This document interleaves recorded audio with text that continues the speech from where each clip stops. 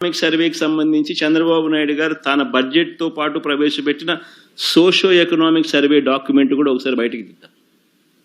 ఎందుకంటే ఇదే బడ్జెట్తో పాటు ఆయనంతట ఆయన హయాంలో ఆయన ప్రవేశపెట్టిన సోషో ఎకనామిక్ సర్వేకి సంబంధించిన రిపోర్ట్ ఒక్కసారి బయటికి తీస్తే ఆ సోషో ఎకనామిక్ సర్వేలో తాను socio economic report page number 379 అటువైపున టేబుల్ ఒకసారి చూడండి.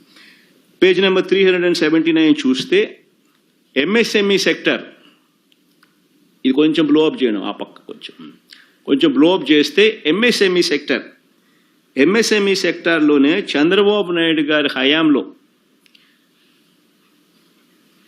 2014 నుంచి 19 మధ్య కేవలం ఆయన హయాంలో 8,67,000 మందికి మాత్రమే ఉద్యోగాలకు అందుబాటులోకి తీసుకురాగలిగితే చంద్రబాబు నాయుడు గారు ఇదే వైఎస్ఆర్సీపీ హయాంలో 2019 నుంచి 2024 మధ్యలో ఏకంగా 32,79,770 ఉద్యోగాలు వైఎస్ఆర్సీపీ కల్పించినట్టుగా ఆయన ప్రవేశపెట్టిన socio economic survey report, budget డాక్యుమెంట్స్తో ప్రవేశపెట్టిన సోషో ఎకనామిక్ సర్వే రిపోర్ట్తో ఆయనే ఒప్పుకుంటూ అసెంబ్లీలో ప్రవేశపెట్టాడు.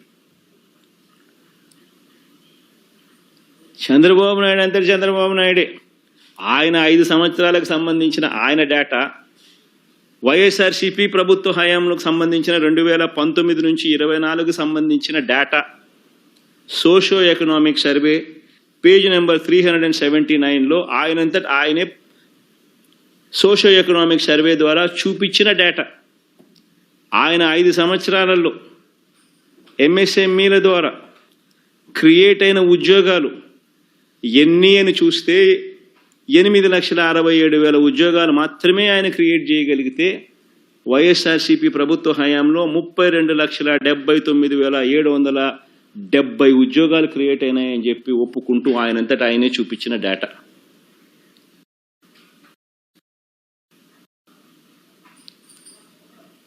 ఎవరి హయాంలో అభివృద్ధి రిజిస్టర్ అయింది అని ఒక్కసారి గమనించమని అడుగుతా ఉన్నా.